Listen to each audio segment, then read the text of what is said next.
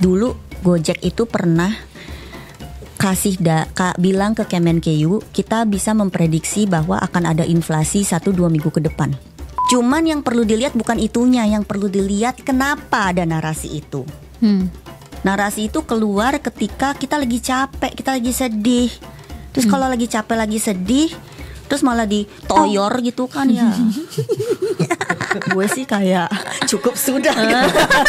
Kalian sadar gak sih kalau kita bilang kita ada yang misalnya kemarin nih ya anti Israel lah segala macam. Semua hal yang ada di telepon lo, cyber security itu punya barang Israel semua. Kopinya Israel tuh, kopi.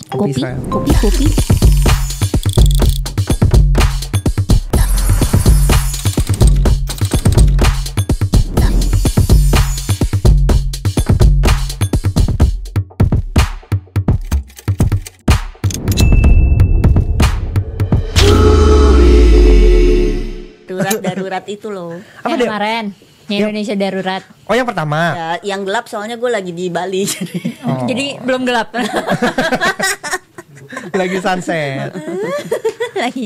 Masih sunset di Bali, belum gelap. Hai guys, balik lagi di episode Kuli. Dan hari ini kita ngundang narasumber yang sebenarnya udah pernah kita undang. Tapi pas kemarin itu lagi ngobrol-ngobrol di DM, seru nih. Topiknya seru nih. Kita ngomongin soal satu hal yang lagi relevan banget saat ini ya. Kalau kita ngomong sekarang Indonesia lagi emas, mau ngejar Indonesia emas 2045, ya kan? Tapi dengan kondisi bonus demografi. Apa itu bonus demografi? Ntar kita tanya, ntar kita bahas. Tapi ada satu statement bahwa 10 tahun kemudian Indonesia belum tentu bisa bersaing. 10 tahun lagi, sekarang sudah 2025 gitu. Jadi berarti 10 tahunan lagi itu katanya puncak bonus demografi 2035 ya kan. Nah, habis itu declining. Pasti. Jadi kita bukannya selama-lamanya nih bahwa Indonesia negara besar, kita akan terus punya banyak anak muda gitu ya. Balik itu enggak selamanya dan untuk masalah negara 10 tahun tuh cepet banget sih gitu. Nah kita tuh punya plan apa untuk bisa memastikan si anak-anak yang sekarang muda dan katanya bisa jadi modal, beneran jadi modal bukan jadi liabilities gitu kan ya. Kayak Jepang kan juga sebenarnya mereka udah masuk aging populations kan. Nah ini sebenarnya gue mikir ini karena kemarin sering banget nih tektokan sama Jepang, memikirkan gimana susahnya mereka tuh aging population tuh masalah banget gitu loh. Tapi aging population tuh apa sih? Mungkin banyak teman-teman yang belum paham gitu kan bahasa aging population apa ini gitu. Ketika sebagian besar populasinya itu udah di atas umur 35 produktif. Atau mungkin di atas umur 45 gitu. Karena kadang-kadang ada yang nge-stretch ya. Kayaknya umur 40 itu kan masih yang muda produktif lalala gitu kan ya. You know. Intinya adalah menuang katanya. Udah mulai menuang, maksudnya bukan di usia puncak produktivitasnya lah. Nah, Jepang tuh udah masuk ke aging populations yang ngebuat, makanya kan sekarang mereka lagi banyak mencari anak muda, melakukan banyak program-program yang bisa attract anak muda dari luar negaranya. Tergantung untuk datang. sektor sih Duin. Maksudnya kalau kita punya banyak orang umur 45 ke 55, banyak expertise, banyak yang senior ya kan. Tapi yang disuruh kerja di pertanian berkurang, tenaganya ya kan, yang disuruh kerja di hospitality berkurang, dan sektor-sektor yang butuh banyak tenaga anak muda gitu, atau mungkin kreativitas. Jadi mereka kan kejayaan masa lalunya manufacturing berat banget tuh. Iya. Tapi sadar nggak sih lately perusahaan Jepang yang go global itu cuma Uniqlo. Iya benar sih. Banyakan Cina sekarang. It's not even tech. Ya kan, gitu. Jadi itu udah kejayaan masa lalu. Masih megang sih, megang market banget gitu ya. Segala otomotif lah, elektronik gitu masih megang. Paling nggak country image-nya masih kuat lah ya. Jepang tapi masih negara kuat. Juga. Iya. Jadi udah decline. Tapi bagusnya mereka selalu berdasarkan dengan data nih. Jadi sebelum bener-bener jatuh gitu, udah nge-push lagi inisiatif yang baru. Jadi sejak 2022 di-push banget uang untuk nge-support startup ekosistem di Jepang. Itu holistic approach di semua disuruh. Jadi PM-nya yang bilang kita harus mulai support sana. Makanya segala yang tentang software, teknologi, platform, kreatif itu lagi di-push. Tapi yang bikin aging populations ini jadi berbahaya kan banyak faktor ya. Satu misalnya ketika si usia 45 sampai 55-nya itu ternyata secara kompetensinya juga tidak secemerlang itu ketika mereka di usia itu bisa jadi satu kasus. Dua, anak mudanya kompetensinya juga kurang, yang masalahnya gara-gara dari sekarang mereka juga bahkan belum dibekali oleh sesuatu untuk mereka nanti ketika di usia produktifnya di 2035 itu.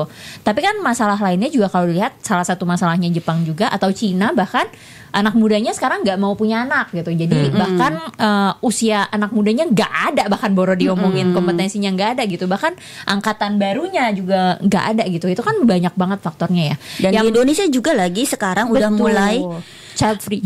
Betul, maksudnya kayak gimana tuh Dwin? Zaman gue, which was maksudnya ketika zaman gue mid 20s itu kan udah 20 tahun yang lalu ya, gitu. Nggak ada tuh omongan kayak gitu. Kayaknya memang semua orang ya kalau kawin ya punya anak gitu kan ya. Nah sekarang ini kan udah generasi belum benar-benar anak gue sih, tapi baru generasi yang di bawah kayak 10-20 tahun di bawah gue ini banyak banget loh teman-teman yang umur-umur 30 gitu. Child free gitu. And ini kan seperti Jepang atau negara-negara lain itu berapa dekade yang lalu ya. Jadi kenapa nanti waktu 2035, 2045 mungkin lebih banyak lagi juga. Birth rate itu penting ya, karena ini kan cycle ya, kayak pabrik gitu kan ya, harus jalan pindah antar generasinya yang ya. Of course yang disebut nanti jadi efeknya ke aging population adalah karena generasi yang sekarangnya yang lagi zaman harusnya produktif, kayak kerja dan membuat keturunan, itu tidak melakukan tugasnya, sehingga ada gap nanti kan, ketika yang ininya semakin lama semakin tua, yang mudanya terlalu dikit dan. Tapi ngomongin soal quality juga nih Will. Soalnya kayak tadi kita banyak-banyak, kalau terus kualitinya rendah nggak apa gitu ya. GDP kita itu kayak sepertiganya Jepang, padahal Jepang populasinya 110-an juta ya. Kita kan hampir 280. Jadi harus dibagi-bagi nih sama 280 ini. Nah, jadi gimana caranya supaya tadi Dwina sempat mention ya pas kita ngobrol, kita mau skip manufacturing part katanya sebagai investasi besar di negara ini, mau langsung ke yang digital gitu. Sedangkan kalau menurut data LinkedIn, tech talent di negara kita itu yang terendah di key APEC countries. Selain Cina ya, perbandingannya Cina itu udah off lah ya, dia their own universe gitu. Jadi 5/1000 population. Si India itu 1 katanya per 1000. Indianya 1. Padahal tapi kan orangnya banyak. Iya betul. Gitu, kalau 1/1000 tapi orangnya banyak, makanya dia tetap surplus gitu. Singapura 5/1000 tapi dia kecil negaranya. Kita itu cuma 0,2/1000. Ya kan? Nah dari 1 jam kayaknya lu dibagi-bagi dulu ya, baru dapet tuh. Dari 0,2/1000 aja cuma katanya tuh 8% yang punya higher specification atau higher education atau spesialisasi. Jadi kebanyakan tuh yang kayak dasar-dasar aja, entah SMA komputer atau S1 komputer gitulah ya. Dan cuma 11% yang senior, jadi punya pengalaman kerja 15 tahun atau lebih. Jadi kalau kita ngomongin CTO, Architect of Engineering atau Head of ini itu susah banget tuh. Makanya waktu tech boom kemarin pada hijack-hijackan kan. Nah jadi kalau kita mau ngomong ngebangun kayak gitu, lalu supply talentnya sebenarnya masih agak kurang. Mungkin secara jumlah ada, tapi like tadi gitu ya, kualitas kompetensinya juga sebenarnya kurang. Coba sekarang cari programmer AI zaman, pada ngerti nggak sih AI itu apa gitu kan ya? Kayak pas zaman orang ada algoritma, terus udah gitu machine learning, dari machine learning ke AI, zaman itu aja nyari orang yang ngerti machine learning aja susah banget. Terus sekarang tiba-tiba semua orang bisa AI. Bahkan sekarang juga machine learning menurut gua tetap susah loh nyari developer yang beneran handal ya di bagian. Ini ibaratnya kayak keulang sebenarnya cycle-nya. Berusaha untuk nge-skip satu tahap dan fokus dengan ke level selanjutnya yang sebenarnya level ini aja belum dilewatin loh gitu. Sama kan, kita udah lompat fokusnya mau ke AI, padahal machine learning aja kita punya tenaga kerja yang mengerti kompetensi mengenai machine learning itu segitunya tuh belum banyak. Tapi gitu. tahap yang harus lu lewatin sebelumnya tuh kita ngelewatin tahap apa? bukan maksud gue kayak manufaktur aja, lo nggak fokus ke manufakturnya, lo malah mau fokus ke lanjutnya, lo nggak mau fokus manufakturnya. Sekarang AI juga lo mau fokusnya ke AI-nya, lo lupa untuk fokus ke machine learning. Padahal sebenarnya kalau secara ke IT-an, core dari AI itu machine learning. Yang bikin mereka bisa secanggih itu tuh karena dia machine learningnya. Jadi core-nya tuh machine learning. Ketika lu nggak kuat di core-nya sendiri, gimana caranya lu bisa naik ke level selanjutnya? Nah, manufacture juga hal yang sama kan. Kayak tadi kita mention Jepang sama Cina, si dua negara itu kenapa sekarang udah bisa fokus ke yang digital? Karena manufacture-nya udah matang sekali gitu kan, udah matang banget ibaratnya. Makanya dia bisa lepas dan fokus ke yang lain. Gitu. Terus kemarin kita ngobrol sebenarnya itu jauh tuh ya, East Asia gitu kan. Nah, kenapa nggak kita tuh keroyokan gabung ASEAN gitu. Sekarang kita ngomongin ASEAN. Vietnam. Betul. Vietnam aja nih. Ini kan lagi digodok-godok ya, semua digoreng-goreng kan. Vietnam itu benar-benar udah ngelewatin Indonesia. Dimana dulu negara-negara miskin, ya kan? Karena dulu waktu kuliah gue sampai bercandaannya adalah tuh orang-orang kangkung gitu. Karena ngomongnya kayak kangkung. Kacau banget gila. William ya, nanti boleh William aja yang dipotong. Tapi itu bercandaan lucu, tapi mereka pintar-pintar coy. Gitu, makanya apalagi sekarang di mana Vietnam production manufacturing udah digeser semua ke Vietnam. Kita kalah. Apple investasi ke Vietnam, tapi nggak ke kita. Kayak gitu kan. What happens with Vietnam? Ya, sebagai lo yang sering crossing sama banyak ASEAN country juga ya, plus tambahan kemarin gue ketemu sama orang dari luar, mereka bilang dulu sebenarnya Indonesia tuh sempat dilirik ketika kita ngomongin masalah ASEAN, tapi sekarang nomor satunya ketika mereka mencari tenaga kerja ASEAN jadinya sekarang Vietnam. Apakah itu benar apa enggak gitu? Bahkan dulu sempat katanya Filipin, terus beneran geser ke Vietnam. Bahkan Malaysia sekarang masih jadi pilihan instead of Indonesia. Nah, Indonesia jadinya kepilihnya buat blue collar-nya aja, buruhnya aja gitu. Bahkan sekarang katanya buruhnya aja tuh mereka kadang jadi lebih prefer tetap Filipina atau Malaysia ya, karena kita undang-undang cipta kerja itu menyusahkan juga untuk manufacturing besar gitu. Benar atau enggak? Nah, jadi dulu waktu 2018-an gue sempet ngobrol sama kayak trade attaché-nya Filipina gitu. Terus kita ngebandingin gitu ya, digital economy, infrastructure. Wah, Indonesia tuh udah menang jauh waktu itu. Dari masalah harga pulsa, kecepatan internet, itu kan infrastruktur ya, gitu. Nah, tapi tiba-tiba mereka tuh ngejar, gitu. Nah, Filipina itu, kita tuh kalau mau lihat ASEAN, banyak kekuatan dan kelemahannya sebenarnya masing-masing negara. Indonesia is the largest consumer-based market di Southeast Asia.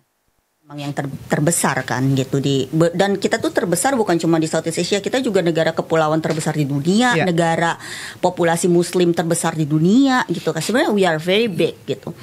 Cuma jadi kalau misalnya masalah B2C, investasinya dulu memang masuknya ke Indonesia.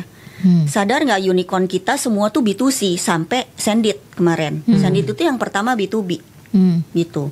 Nah, jadi banyak juga nih startup-startup yang kayak dari Thailand atau dari Malaysia, mereka mikir kalau gue mau dapat big ticket size investment untuk jadi unicorn, gue harus bilang gue juga di Indonesia. Sebenarnya baru appetite investor tuh ada, karena tiba-tiba bisa jadi kayak kali 100.000 gitu, investor gitu ya. Nah, tapi bener banget Win, kemarin itu kayaknya dulu Vietnam tuh nggak dilirik. Kita udah pernah tahu sih pas dia mulai bergeliat tuh, cuman kita nggak sadar-sadar amat. Dia bergeliatnya tuh bukan cuma di manufacture sebenarnya. Sadar nggak pariwisatanya tuh naik banget juga. Betul. Dan kita yang dari dulu mau bilang menciptakan 5 Bali baru lah, 10 Bali baru lah, destinasi masih Bali-Bali juga ya gitu. Sebenarnya itu masih tersiok-siok nih sana. Sedangkan kita kalau ke Vietnam bisa berkali-kali sekarang untuk hal yang berbeda-beda gitu ya, dan kota yang berbeda-beda semuanya bisa dikunjungi, gitu kan. Kalau ngelihat ASEAN kayak sayang gitu loh, karena kalau combine populasi kita tuh 660 juta. Semua ASEAN dijadiin satu. Mestinya kita kan 10 negara ya. Combine tuh 660 juta. Lebih besar, kayak hampir 2 kali lipat populasi Amerika gitu loh. Jadi, nah tapi memang secara di GDP, begitu kita combine, kita tuh paling kayak 3,7-3,8 triliun USD gitu. Jadi Maksudnya kalau mau ngebandingin ya Amerika tuh 30 triliun USD masih jauh gitu ya. Cina 20, terus udah gitu mungkin EU. Tapi EU tuh combine loh. Betul. Combine dia mungkin 18-19 gitu triliun. Nah, tapi kayak oke, gue bolak-balik tuh ngebandinginnya tuh duit kenapa? Soalnya kalau kita nggak punya bensin buat bergerak, aduh lupakan deh kita mau ngomong soal IP. Misalnya kayak intellectual property, atau kita mau ngomong soal inovasi, kita mau ngeset R&D budget aja susah banget gitu ya. R&D budget kita itu cuma 0,28% dari APBN. Sedangkan yang biasanya kayak negara-negara lain itu antara 3-4%. Yang paling tinggi Israel hampir 5,6%.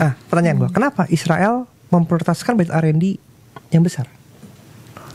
Kalian sadar nggak sih kalau kita bilang kita ada yang misalnya kemarin nih ya anti Israel lah segala macam, semua hal yang ada di telepon lo cyber security itu punya barang Israel semua. Kopinya Israel tuh kopi. Ya bukan cuma itu aja, jadi semua kayak hal-hal yang teknologi yang behind kayak namanya the infrastructure of the technology-nya gitu kan ya. Dia benar-benar fokusin di sana. Kebanyakan negara yang kecil, mereka tahu mereka tuh bisa menjajah dunia atau bisa mendapatkan GDP di luar negaranya sendiri dengan hal-hal seperti itu. Harus ada inovasi. Swedia juga kan dia cuma 10 juta loh. 10 juta itu kayak lebih kecil dari populasi Jakarta yang punya KTP. Yang punya KTP ya gue bilang. Ada belakangnya lagi yang punya KTP bukan Jakarta. Soalnya kalau yang nggak punya KTP Jakarta kali 25 juta berbanding 1 kayak ini kita sama Australia. Gitu kan. Jadi mereka tuh benar-benar taruh sekitar 3% lebih dari APBN-nya dimasukin jadi R&D budget. 50%-nya masuk ke universitas. Jadi di universitas itu mereka punya gigi gitu ya, punya duit untuk nyoba-nyoba beberapa hal yang attract juga industri. Industri lagi mau apa nih? Gue yang research deh. Nah nanti baru share IP. Nah ini baru jalan gitu. Nah di Indonesia kita tuh kurang banget deep tech. Tadi kita ngomong lagi ya, kita mau masuk ke digital segala macam. Basicnya apa sih? Siapa yang bikin? Kalau tech talentnya masih lumayan kurang secara kuantitas dan kualitas. Semua startup kita aja, tech winter is one thing, tapi solusi juga another thing. There's always just this much yang orang tuh lagi butuh gitu ya. Bisnis itu kan cuma solusi terhadap permasalahan kita. Waktu itu permasalahan kita sangat segregated. We are island country, semasalah logistik, akses, connectabilitas aja tuh udah lumayan ya. Jadi orang tuh banyak middleman, banyak calo, banyak apa tuh udah membuat susah hidup kita. Hampir semua solusi startup kita sadar nggak bahwa ini tuh kayak broker, cutting middleman solution. Farm to table lah, atau buyer to seller, seller to buyer gitu kan ya. Consumer langsung. Betul, agregatornya dokter lah, agregatornya siapa lah gitu. Yang dia bilang juga solusi AI in health mostly chatbot. Jadi kita tuh susah sekali bergerak ke deep tech. Deep tech yang betul-betul tiba-tiba merevolusi efektivitas, produktivitas dan cara kita itu melihat sektor tersebut. Gimana tuh? Jadi deep tech tuh misalnya di agriculture gitu ya. Misalnya di agriculture kita bisa lihat nggak supply chain-nya dan bagaimana misalnya ketika kita proses beras yang tadinya 2 minggu terus udah gitu gabahnya itu pecah-pecah terus mesti diulang lagi, itu bisa dalam waktu 3 hari aja udah bersih siap ekspor. Teknologi apa? Atau misalnya sekarang plantation yang sebenarnya ngerusak tanah. Sekarang udah nggak boleh lagi nih katanya buka hutan. Gimana caranya tanahnya nggak rusak dan produktivitas tetap naik? Ada teknologi apa di situ? Jadi teknologi nggak selalu harus mesin ya. Betul. Bisa juga. Nggak selalu harus software. Betul, nggak selalu harus itu. Health. Kalau kita mau ngomongin soal AI in health, tadi gue nyebut ya, kayak kebanyakan bilang pakai, karena dia pakai chatbot, Mbak, ya itu namanya bukan health, itu komunikasi. AI in health tuh misalnya gue pernah dengar di Amerika. Jadi dia feeding si AI tools ini ratusan ribu jutaan mamogram. Ya, di feeding dulu datanya. Sehingga ketika sekarang dia lihat mamogram yang baru, dia belum kejadian apa-apa, dia udah bisa super early detection ini bakal jadi sesuatu, cancer atau kista atau apa. Itu. That's deep tech in health. Nah, anak Indonesia ketika menciptakan sesuatu dari sesuatu yang kayak gitu aja, itu kan sebenarnya bisa datang dari berbagai segi ya. Inovasi-inovasi yang kayak gitu kayaknya kita jarang deh dengar datang dari Indonesia. Nah, kalau kita itu mesti nungguin sampai R&D budget kita cukup.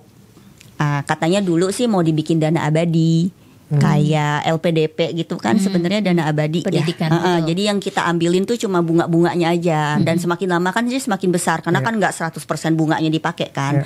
Nah, tadinya katanya R&D itu mau dibikin kayak gitu.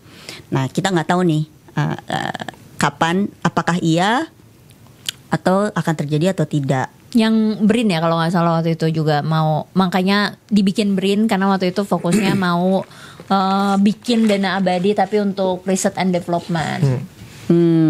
Jadi kita, tapi belum ada beritanya lagi ya, gitu. Jadi kalau gue kemarin itu mikir gimana ya, karena gue kan memanggil diri itu ekosistem enabler. Meaning ketika di scan, ini kenapa sih Pak kagak pada sukses-sukses? Naik level nggak bisa, dapat funding susah. Zaman dulu kita ngajarin, oke, ngitungnya, cara projectionnya, visi, mikirnya kayak gimana, gue juga harus ngerti dong gitu ya. That's like part of the ecosystem. Tapi sekarang itu stuck sebenarnya. Sedangkan kalau kita mau lihat funding yang lain, startup itu kadang nggak bisa akses karena nggak punya kolateral. Seperti venture debt, venture debt masih bisa sih itu nggak pakai kolateral. Tapi kalau misalnya pinjaman bank dan lain sebagainya itu susah banget gitu ya. Untuk UKM deh, nggak usah ngomong startup. Jadi gue kemarin mikir kalau nungguin talentnya jadi, infrastruktur hulunya jadi, R&D-nya budgetnya cukup, mau kapan gitu kan.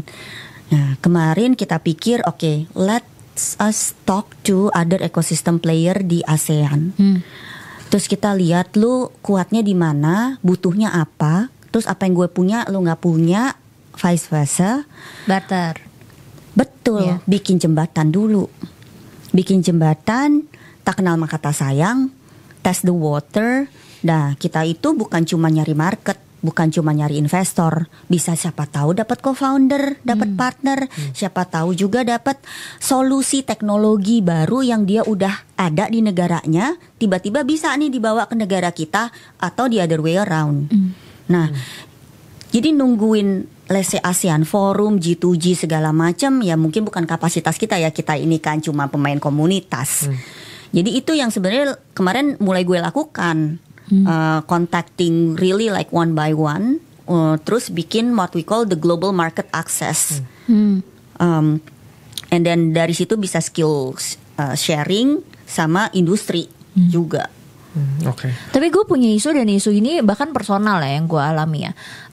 Ketika kita mencoba untuk fundraise, kalau kita ngomongin visi luar ya, nggak usah ngomongin visi Indo aja. Kalau kita ngomongin visi dari luar, mereka akan nge-fundraise ibaratnya pilihannya dia akan ngelihat co-foundersnya. Co-foundersnya apakah ada yang lulusan luar, ataukah co-foundersnya ada yang orang global juga atau enggak, as in terserah ya, pokoknya campuran co-foundersnya lah ibaratnya gitu. Yang sekarang jadi kesulitan adalah apalagi ketika gue dan partner gue nggak ada yang lulusan luar top notch kayak Harvard gitu tuh nggak ada. Tapi ketika kita mau mencari co-founders dari luar pun, itu kan secara legalitas co-founders kita, apalagi kalau kita PT-nya PT Indo ya, itu kan juga another issue ya. Ketika oke, sekarang isunya adalah gue butuh global co-founders ketika gue mau go globals. The thing is, karena PT Indo untuk gue punya co-founders yang global atau dari luar, perizinannya mantap dan beda gitu. Betul, nah itu kan juga another issue buat kita sebagai startup ya, buat kayak ya terus gue nggak punya solusi apa-apa kecuali gue bikin PT di luar ujung-ujungnya gitu. PMA Ya kan? Betul. Nah, PMA. kalau gue tetap maksa di sini, gue harus jadi PMA. Betul. Pilihan selanjutnya adalah ya udah kita bikin PT aja di luar sekalian. Jadinya ketika kita keluar pun bukan nama Indonesia yang naik. Betul. Jadi menurut gue kita harus mulai stop merasa inferior sama orang luar. Mungkin bapak-bapak atau ibu-ibu yang lagi memimpin negara ini masih di generasi itu ya, masih boomer kan sebenarnya, yang ngelihat kalau orang luar negeri itu mungkin lebih dari ya kita biasa dijajah kali gitu ya dulu. Jadi masih ada cerita-cerita dari kakek neneknya dia tuh memang masih bekas penjajahan. Kalau generasi lu ke bawah kan udah nggak inget dijajah. Dan udah cacicusnya semua nih kayak anak gue di sekolahan udah pada bahasa Inggris, udah kayak UNI equal gitu kan. Nah, jadi PMA itu kalau kita mau bentuk dengan co-founder yang bukan orang Indonesia harus punya modal setor modal 10 miliar rupiah. Si tajir. Tuh. Dari mana? Punya. $1 Dari mana? Kita ngomongin katanya suruh anak muda bikin solusi. Anak muda suruh punya 10 M. Nah, ya kan, mulai aja dulu dari mimpi gimana gitu. Dan kadang-kadang ya kayak gitu. Sadar nggak kalau kita itu kita sih nasionalis ya, tapi jangan nasionalis buta. Dan kita juga sebenarnya kalau mau ngomong long term, ini tuh nasionalis short term kalau menurut gue. Kalau ngomong long term, kita harus memastikan orang register company-nya di Indonesia. Betul. Sehingga dia bayar pajaknya di sini, uang investasinya masuk juga ke sini, mempekerjakan orang-orangnya juga di sini. Karena entrepreneurship itu sebenarnya apa sih? Itu bukan cuma buat kasih kita makan diri sendiri kan, kita harus buka lapangan kerja dan paling kita harus solving problem yang ada di Indonesia, dan juga satu lagi kita bayar pajak. Kalau nggak ada 3 itu don't call yourself entrepreneur sih. Itu. Nah, tapi yang PMA ini sesuatu yang mindsetnya masih bangun pabrik. Jadi ada di formulirnya itu pabrik kamu tuh lokasinya di mana gitu. Nah, mungkin perlu dibikin stream khusus untuk yang ekonomi digital lah, kreatif ekonomi lah gitu. Kalau kita mau KBLI-nya gitu ya, PMA untuk hal-hal yang mungkin bikin platform atau ini itu, ya nggak usah 10 miliar. Nanti kalau misalnya udah masuk investment atau udah punya revenue berapa, baru dimasukkan. Karena PMA itu langsung dijadikan kategori perusahaan level besar. Betul.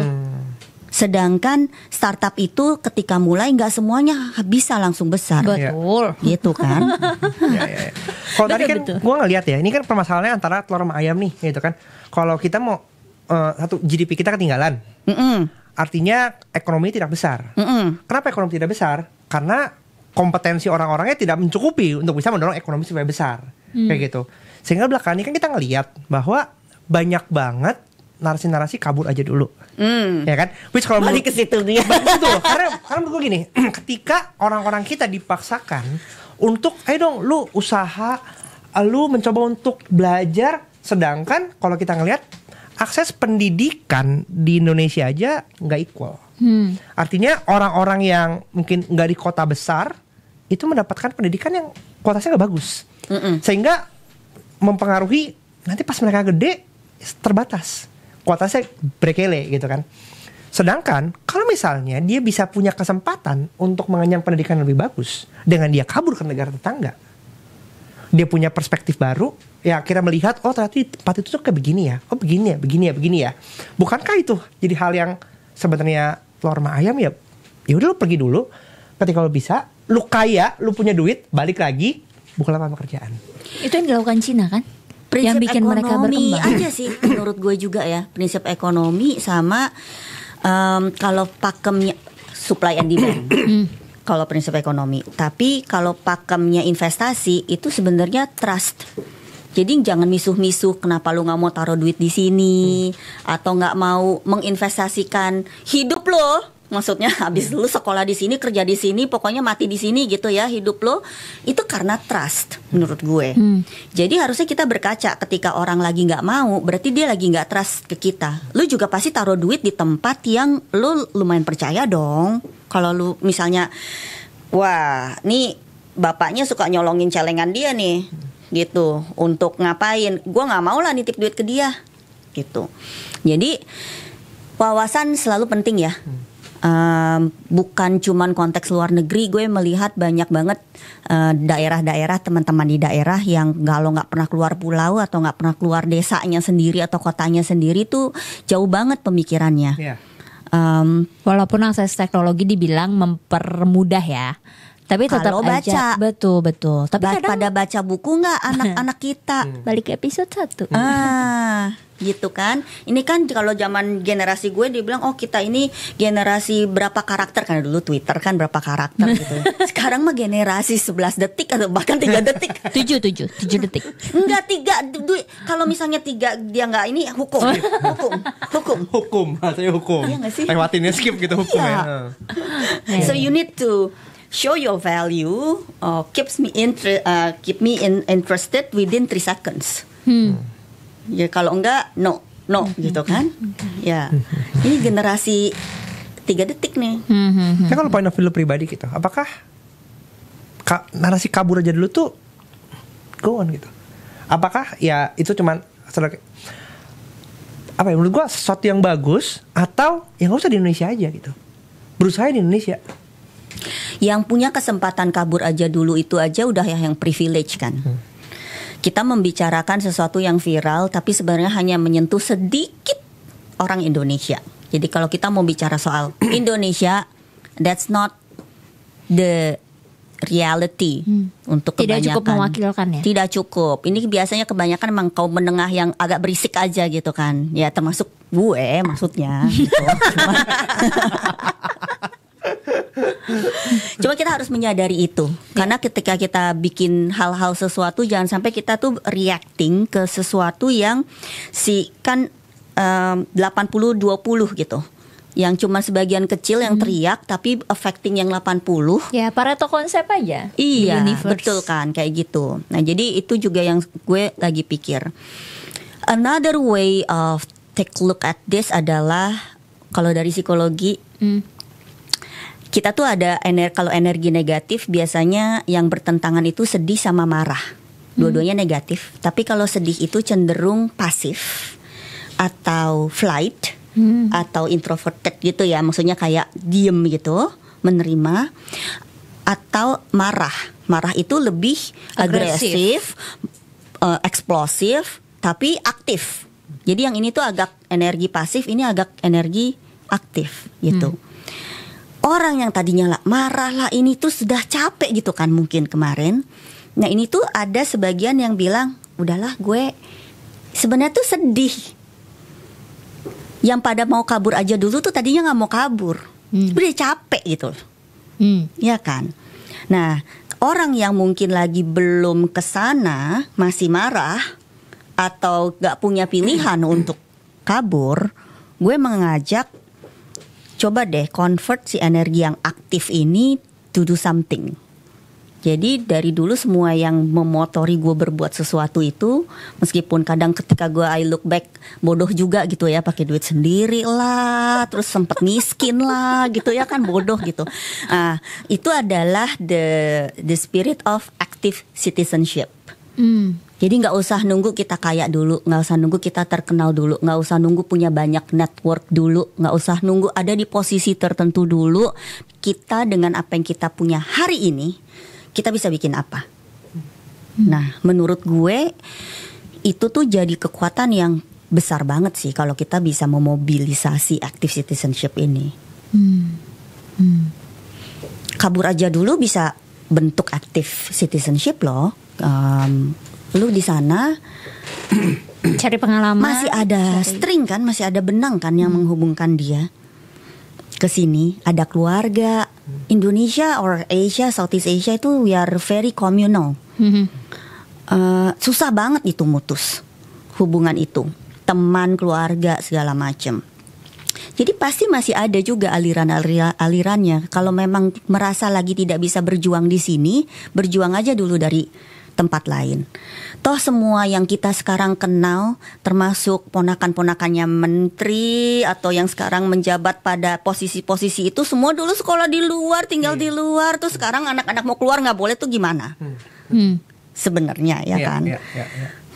Cuman yang perlu dilihat bukan itunya, yang perlu dilihat kenapa ada narasi itu. Narasi itu keluar ketika kita lagi capek, kita lagi sedih. Terus kalau lagi capek, lagi sedih, terus malah ditoyor gitu kan ya. Gue sih kayak cukup sudah gitu. Kayak abusive banget.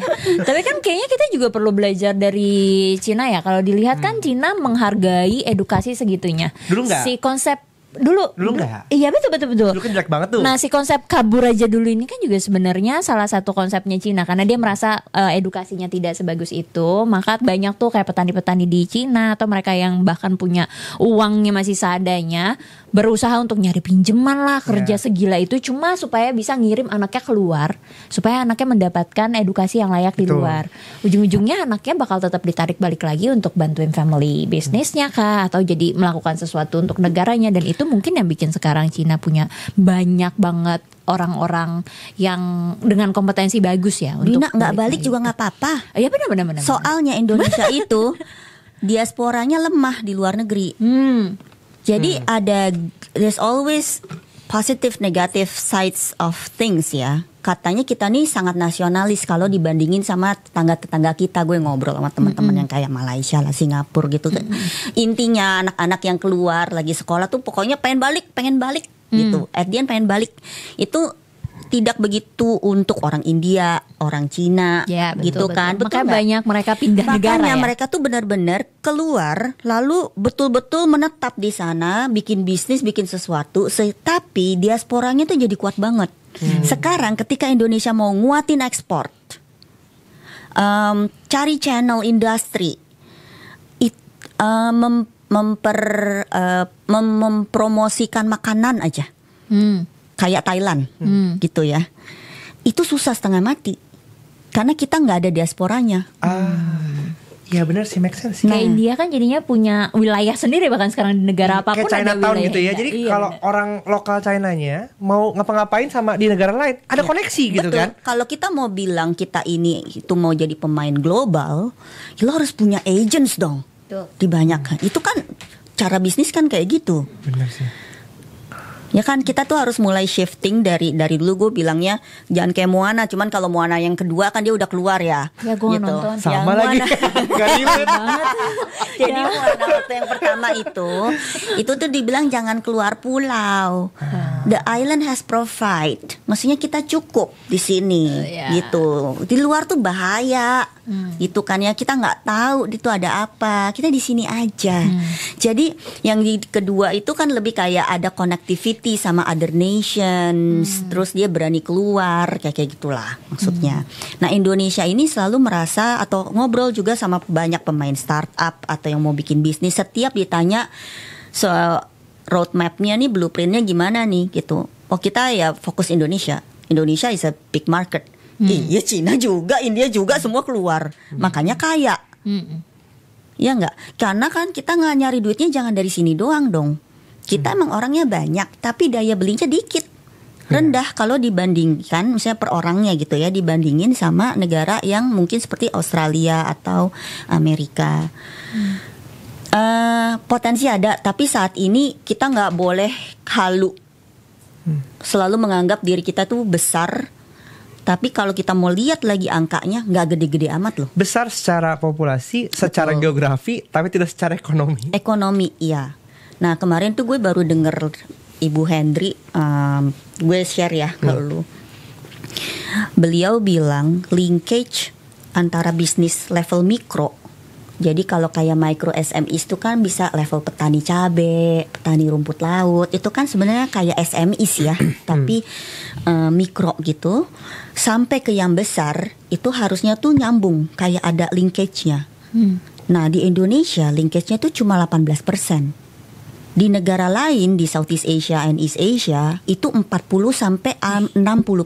Sehingga ketika ada sesuatu yang narik yang di atas kan tentunya punya kekuatan lebih besar dong untuk nge-secure deal apa atau tiba-tiba ekspor apa gitu kan ya. Itu ketarik semua. Jadi misalnya Thailand tiba-tiba ekspor tom yum yang gedenya gitu ya.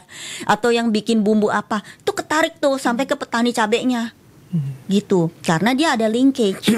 Sekarang kita di tiap level import semua. Sampai ke yang paling kecil pun dia import dari Cina. Apanya? Tahu nggak tenun Bali itu benangnya dari Cina? Banyak sekarang. Tahun 2020 kita baru sadar bahwa 70% asupan bawang putih itu dari Cina. Ya kan? Jadi kita tuh belum mandiri ini itu. Jadi dari level terendah pun yang pengrajinnya itu import. Jadi kepatah-patah nih, keputus-putus. Jadi ketika yang di sini terima order, ya dia oke, tapi dia nggak narik yang bawah. Malah nariknya dari luar, karena nariknya dari luar, semua punya tarikan keluar gitu dari luar.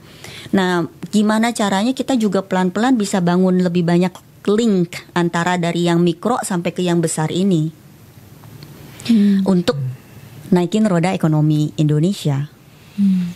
Walaupun banyak banget pembenaran kayak masalahnya yang kecil-kecil juga belum ready secara quality-nya gitu. Makanya kita milih biar cepet ya kita impor aja dari luar yang memang udah ready secara quality-nya gitu. Itu kan masalah telur sama ayam lagi ya. Iya benar. Ngomongin telur bisa juga kayak Indonesia ada lagi. Tadi ngomongin talent, kualitas segala macam, ngomongin masalah stunting. Gitu kan. Kalau tiap desa dibikin mandiri telur, itu kayaknya masalah stunting lumayan bisa ada bantuan deh di situ. Soalnya kemarin nih gue ketemu sama anaknya kenalan yang mungkin kayak di desa gitu ya, di Wonogiri, dan mereka susah lah hidupnya. Kalau lagi musim kering apalagi, tapi anaknya seumur anak gue dan lebih tinggi dari anak gue, nggak makan daging tiap hari gitu kan. Tapi nih anak suka banget telur. Jadi tiap hari sehari 3-5 kali telur. Dan itu masih lebih affordable telur itu. Dan untungnya dia tidak punya bapak dan mungkin tidak ada orang yang memakai jatah beli telur itu menjadi beli rokok gitu ya. Sebuah pesan sponsor takut banget.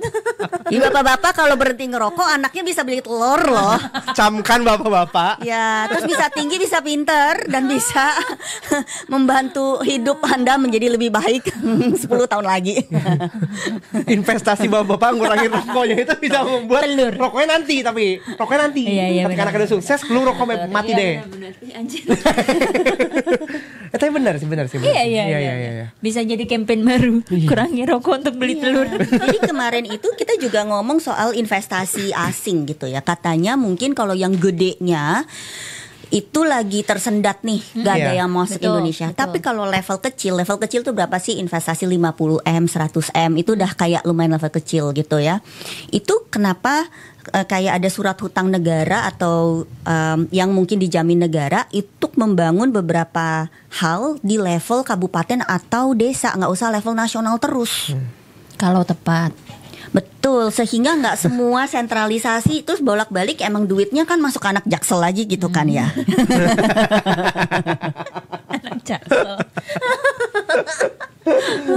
Jadi kan tujuan gue dulu bikin kayak wah nih harus kumpul ini harus ngelihat anak-anak di daerah itu bergerak. Gue ngeliat gue sedih gitu. Kan gue tinggal di Bali ya Dun. Katanya Bali itu industri terkuatnya apa? Pariwisata. Oh, bukan judi. Tourism dong, William. Tourism. Nah, sekarang perusahaan besar di bidang tourism atau yang agregator dan tiba-tiba jadi unicorn gitu ya. Apalah Traveloka, terus tiket. udah gitu, iya tiket, atau bahkan kayak misalnya gue ada Airbnb atau apa. Gue tanya kenapa itu nggak ada anak Bali yang bikin? Nggak ada satupun. Kenapa? Padahal kan kita yang paling tahu industri. Dan pasti ada seseorang di dalam keluarga kita yang ada di industri itu. Saking masifnya kan. Dia narik semua lini talent ke sana loh. Kayak lu belajar apapun masuknya ke sana. Belajar admin masuk ke sana. Belajar IT masuk ke sana. Colok-colok router ya kan di hotel gitu. Jadi pasti kita jadi tahu pain point-nya sebenarnya. Kalau kita tahu pain point, kita bisa ciptain solusi. Kenapa tuh? Nggak ada orang Bali setelah lu telusuri? Satu ya grit. Apa karena terlalu lay low aja gitu ketika ke Bali, ya kan? Mungkin itu satu. Orang Bali itu sebenarnya cukup terbuka untuk orang luar loh. Maksudnya dari segi kayak ide atau maksudnya kayak kolaborasi kayak gitu ya. Cuman memang ada hal-hal yang sangat diseimbangkan. Jadi kalau konflik itu a big no-no juga di komunitas Bali. Jadi mungkin bahagia ya, segini sih cukup gitu, cukup. Gak usah jadi kayak yang terus yang global, yang kita tuh jaga pulau kita aja, Banjar kita aja, keluarga kita aja, semua tidak ada konflik, itu udah oke gitu kan. Tapi kalau mau lihat lagi soal industri dan ekonomi, karena mungkin sudah terlanjur masuk ke tourism gitu ya, pariwisata, kadang kita terlena. Karena keran tourism itu tuh ngocor banget ketika lagi kebuka. Yang paling gampang untuk APBD, maksudnya pendapatan daerah itu kan sebenarnya ekstraktif, natural resources sama tourism yang paling langsung bisa. Kalau yang lain tuh perlu dibina. Nah, ketika kita terlena, lupa ngebina yang lain. Tapi nggak usah perusahaan tourism yang gede ya. Bahkan terakhir aku ke Bali aja ngeliat tuh kayak tour guide atau biro jasa untuk tourismnya aja sekarang banyaknya yang dipegang sama bule gitu loh sayangnya. Itu yang kayak kenapa jadi bule nih yang megang tourismnya Bali, padahal orang Balinya harusnya mereka udah lebih ibaratnya mereka yang mengenal Balinya seperti apa gitu. Itu kan harusnya juga di Balinya sendiri itu sih yang menurut gue sayangnya di ujung-ujungnya keambil lagi sama yang luar lagi ibaratnya ya. Kadang gue ngelihat niatnya ada gitu ya, tapi kayak bingung mau mulai dari mana. Dan ini bukan cuma Bali, tapi secara Indonesia kita itu kurang banget berbuat sesuatu berdasarkan data. Jadi kayak data kita tuh selalu reaktif, nggak prediktif. Kalau misalnya kita bisa ada data tertentu, mestinya kita tahu nih sebelum kena stop gara-gara kasus Wuhan COVID waktu tahun 2020, kita harusnya udah tahu 70% bawang putih kita tuh dari Cina dan apa yang harus kita lakukan. Ketahanan pangannya kayak gimana? Karena datanya tidak ada, ya jadinya ketika itu stop baru reaktif. Traffic kayak gitu juga. Kalau ngomongin data gitu tuh sebenarnya peran siapa sih? Apakah peran swasta atau yang peran pemerintah atau dua-duanya bisa kolaborasi? Jadi dulu gue pernah dengerin dulu diterangin sama Johan Totting ya. I don't know if you know him. Tentang dulu dia tuh sebenarnya a bit kayak bapak coworkingnya di Indonesia juga karena dia yang bikin kayak jadi kayak informal coworking di Bandung dulunya untuk para programmer gitu, developer. Nah, anyway dia pernah cerita waktu pemerintah kota Manhattan atau New York itu mau melihat masalah traffic, mereka itu kontak Uber. Untuk tahu ketika lagi traffic hours misalnya antara jam 5 sore sampai jam 7 malam, itu tuh dia yang paling heavy di mana sih? Nah, heavy jadi kayak merah, orange, kuning gitu ya. Terus orang lebih banyak itu pick up sama drop off pointnya itu di mana juga. Jadi dia tahu. Nah, data itu didapat dari pemain swasta yang memang punya kemampuan digital dan lebih akurat. Sesudah itu pemerintah transform ini menjadi kebijakan yang tidak harus tag. Jadi ketika dia tahu oke, titik ini sama titik ini, berarti aku harus bikin halte atau bikin tempat duduk buat orang tunggu. Atau kebanyakan ternyata jam 5 itu orang gak langsung pulang. Dia ternyata travelingnya cuma within 5 km. Karena mungkin harus ngapain dulu atau harus ketemu orang dulu, baru nanti dia pulang tuh ke suburb. Sehingga dia bikinin di titik-titik itu bisa naik sepeda. Kalau cuma 5 km bisa dong naik sepeda atau skuter gitu kan ya. Nah, jadi ini tiba-tiba langsung mengurangi kemacetan di sekitar traffic hours itu. Jadi kemarin ketika ada kendala ketahanan pangan itu, gue usul sebenarnya ngobrol deh ke teman-teman yang punya digital platform gitu ya, yang bisa order makanan di situ kan. Mereka kan punya datanya tuh. Jadi kita tahu nih yang sebenarnya demand untuk ayam itu sebenarnya tuh berapaan sih? Terus heavy-nya tuh pas kapan sih? Nah, ini nanti kalian cek dulu ya. Dulu Gojek itu pernah bilang ke Kemenkeu, kita bisa memprediksi bahwa akan ada inflasi 1-2 minggu ke depan. By berapa persen? Hanya by karena logic tapi sebenarnya valid tapi.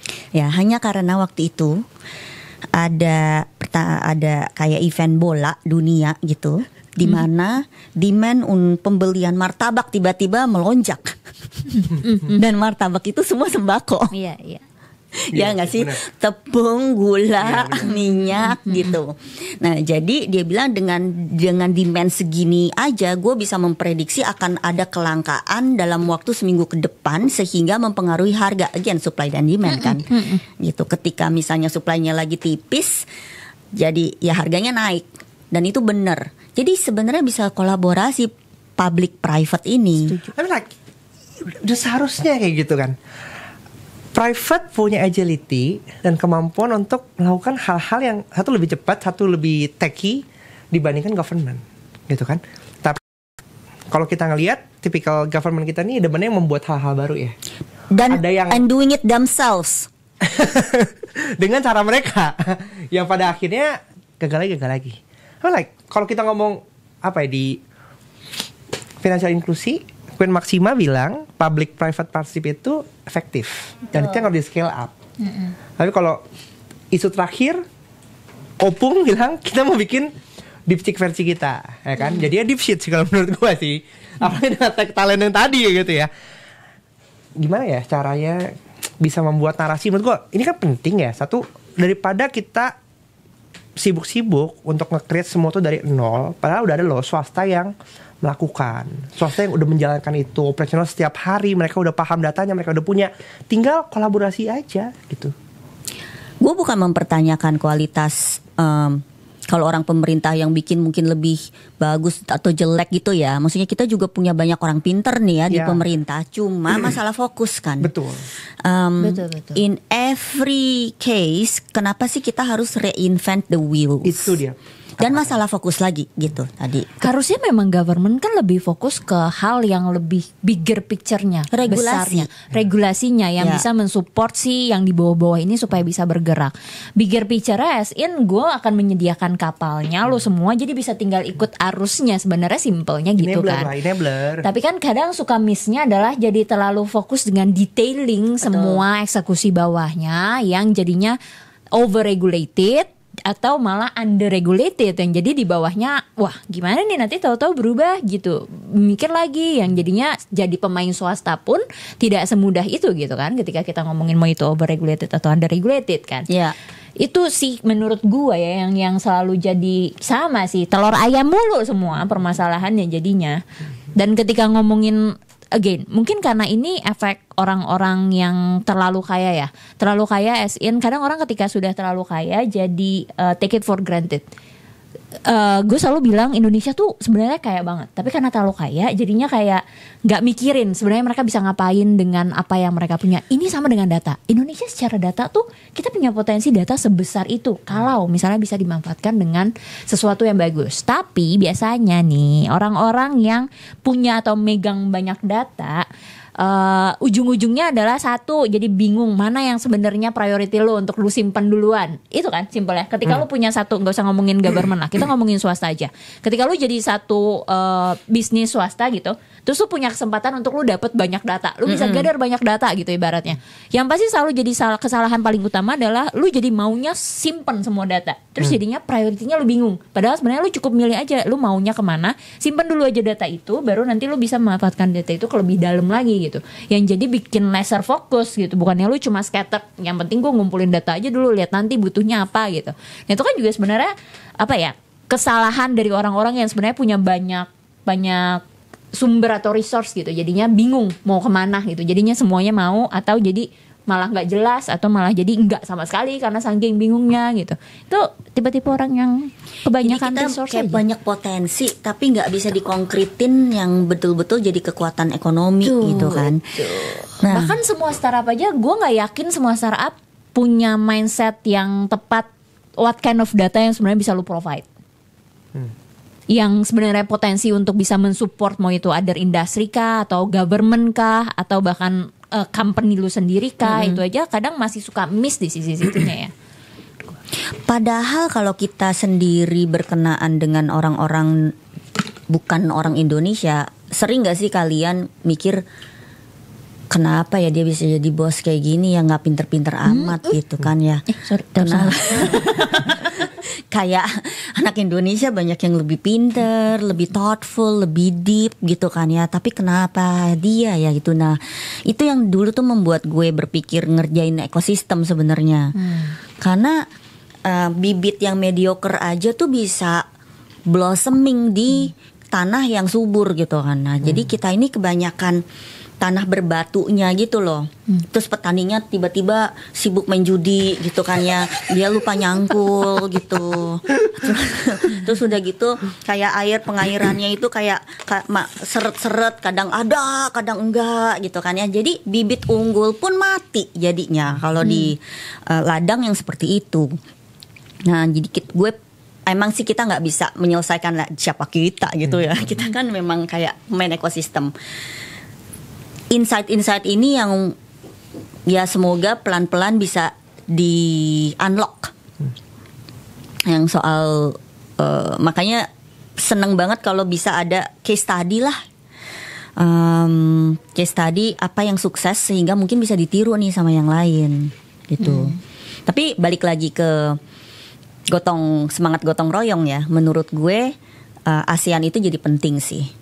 Bahwa kita nggak cuman ngeliatin Indonesia meskipun kita yang paling besar, tapi kita besar tapi juga masih banyak yang diurusin. Jadi kayak apa ya, kayak kita kalau ngurusin rumah yang besar tuh kayak nggak bersih-bersih gitu. Betul, kan. Betul. Kita harus mulai join forces secara konkret sama negara-negara ASEAN. Sekarang kalau kita mau onboard orang dari Vietnam atau Filipina atau Thailand, itu kita masih butuh kitas loh. Betul. Masih dianggap, dan orang itu nggak boleh lo kerja di sini. Kita nggak boleh lo kerja di sana. Gue nggak tahu ya, mesti di sana mungkin lebih gampang. Tapi kalau di Indonesia tuh nggak boleh gitu. Bahkan masalah perkawinan, orang Indonesia yang nikah sama WNA aja, WNA-nya tuh di mana-mana. Kita kalau nikah sama orang dari warga negara lain, kita langsung dianggap penduduk nggak sih di sana? Iya, betul. Terus boleh kerja, boleh berkarya untuk negara itu nggak? Kalau kita memutuskan tinggal di sana, di Indonesia enggak loh, nggak boleh kerja loh WNA-nya, ya, karena masih punya izin. itu inferiority syndrome itu, takut banget direbut kerjaannya. Sama WNA, ya kan? Jadi kayaknya dari situ deh, gue tuh percaya law of attraction. Ketika kita pelit, kita dapatnya dikit, tuh ya. Ketika kita grateful, ketika kita bisa terima blessings, ya itu bakal datang lagi. Jadi ketika kita memperlakukan orang sepedit itu, ya kita begini makanya nggak naik GDP-nya. Apa sih yang ditakutin apa? Tapi sebenarnya secara GDP tuh Indonesia naik, makanya kita bisa masuk G20 tuh. Naik. Tapi permasalahannya mindsetnya belum naik. Gitu. Secara GDP-nya makanya Indonesia tuh naik, karena makanya kita bisa masuk ke G20. Karena volume kita. Betul. Cuma permasalahannya, makanya dari negara luar kan juga akan melihatnya Indonesia GDP-nya udah bagus, jadi seharusnya lu nggak perlu. Tapi kalau GDP per kapita kan jadi iya. Nah permasalahannya kan jadi masalah GDP per kapitanya. Nah itu yang belum rata lah ibaratnya. Jadi GDP tingginya ini nggak rata beneran, kayak ya betul penduduknya banyak, penduduknya besar gitu. Tapi kan jadinya kalau misalnya kita ngomongin secara GDP-nya aja, negara luar tuh akan melihatnya kayak lah GDP lu udah bagus, harusnya lu nggak butuh pertolongan lagi dong, apalagi lu udah masuk G20 gitu kan. Tapi padahal isunya adalah orang luar jadinya akan berpikirnya adalah yaitu tinggal masalah lu gimana memeratakan si GDP per kapita lu supaya bisa lebih merata ke semua penduduk. Jadi beneran bisa kita naik gitu. Kok kita kan cukup stabil dan di 5%-an gitu kan ya, dan itu udah bagus banget. Tapi kalau kita benar-benar mau leaping dan kita mau melipat gandakan menuju Indonesia emas dan lain sebagainya, there has to be something, nggak bisa business as usual. Karena business as usual it's like that for the last 20 years. Jadinya kita juga si GDP ini, tunggu gue I lost. Ini udah jam-jam kritis puasa. Enggak. I lost my thought itu. Tadi kayak gue mau ngomong ini nih. Lastly kalau gitu, Nanti dipotong. menurut lo kasih tabokan buat teman-teman yang nonton ini, ya kan? Apa sih yang harus mereka prepare? Apa yang harus mereka lakukan? Atau mindset apa yang mereka harus punya untuk minimal aware? Indonesia emas 2045 itu nggak bisa cuma bergantung pemerintah, tapi harus dari diri kita masing-masing.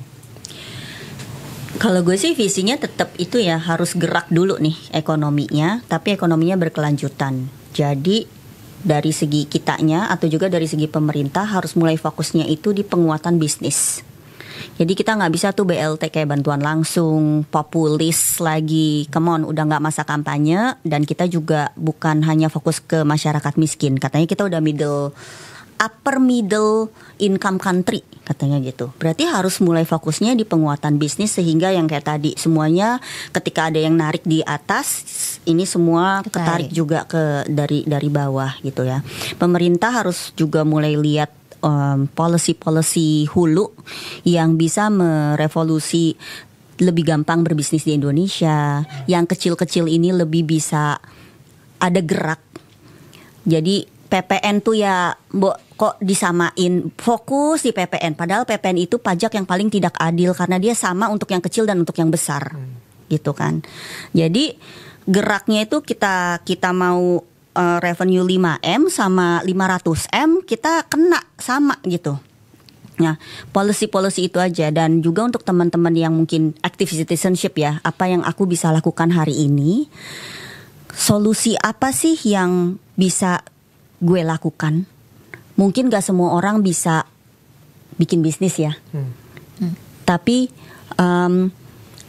ada gak hal positif sesuatu hari ini yang kalau kita push, kalau kita bikin sesuatu ini bisa nolong seseorang. Mungkin levelnya ke orang dulu deh. Pay forward. Gak mesti ada sesuatunya dulu, lakuin aja dulu gitu. Jadi buka diri, pay forward, ngobrol dengan banyak orang, belajar gitu ya. Jangan cuma dapat asupan dari grup WhatsApp gitu kan. Itu pasti bisa muter sih. You attract who you are. Dan gak harus fokusnya besar langsung besar gitu ya. Mulai dari yang kecil juga sebenarnya bisa ada small impact juga. Tapi kayaknya harus konsisten juga ya. Betul. Karena kalau kalian melakukan ini cuma di bulan Ramadan gitu ya, sebulan kemudian udah lupa. Kayak gue melihat segala sesuatu yang dilakukan itu kurang lebih sekitar 3 tahun tuh baru mulai kelihatan bentuknya. 3 tahunan. Nah, sesudah itu 5 tahun tuh mulai ada momentum, 7 tahun you are actually someone there. Yang entah jadi expert, didengar, udah punya sesuatu. Dan katanya manusia itu bisa invent dirinya sendiri setiap 7 tahun. Oh.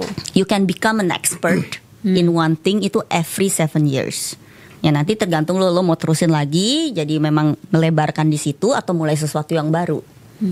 Jadi itu sebenarnya kita bisa reborn gitu ya.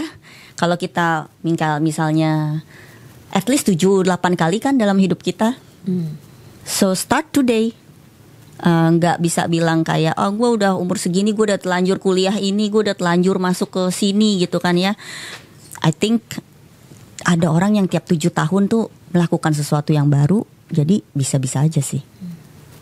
Daripada reinvent the wheel, mendingan reinvent yourself. Nah,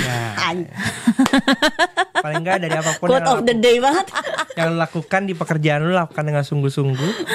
Karena kalau misalnya lo lakukan itu dengan sungguh-sungguh, artinya tempat perusahaan lo bekerja itu bisa berkembang. Itu memperkuat ekonomi. Satu perusahaan ekonominya kuat, bisa membantu memberikan domino efek buat ekonomi nasional. Dan ketika perusahaan lo sustain juga ngaruhnya ke diri lo juga. Betul gitu. Jadi kalau kita ngobrolin dari tadi ya, masalah Indonesia 10 tahun lagi akan cemas atau emas sebenarnya somehow nggak cuma tangan pemerintah tapi tangan kita masing-masing. Betul. Kalau kitanya sendiri juga pasrah, kita sendiri cuma angkat tangan, misuh-misuh doang, nggak akan merubah keadaan. Jadi seperti kata Mbak Faye tadi bilang, start dari diri lu sendiri. Apa yang lu bisa lakukan untuk berkontribusi buat Indonesia. Paling enggak kalau misalnya enggak efeknya ke nasional, paling enggak buat menyelamatin diri lu sendiri deh. Betul. Cih, keren banget. Oke, thank you Mbak Faye udah ngobrol di sesi kali ini. Oke, thank Sampai you jumpa di for episode having selanjutnya. me. Bye-bye. Bye.